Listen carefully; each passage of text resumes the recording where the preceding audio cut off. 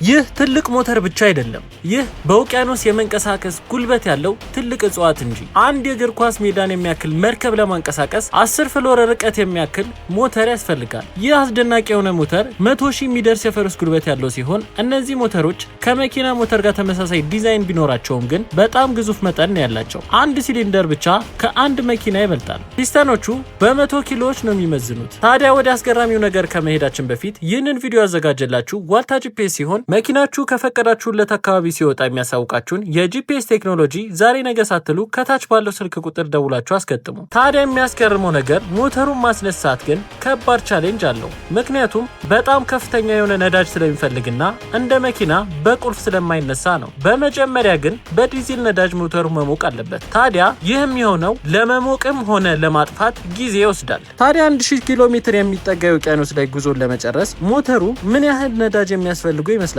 ሀሳባችሁን ኮሜንት ላይ ጻፉልን። እንደዚህ አይነት መረጃ እንዲደርሳችሁ ፎሎ ማድረግ አትርሱ።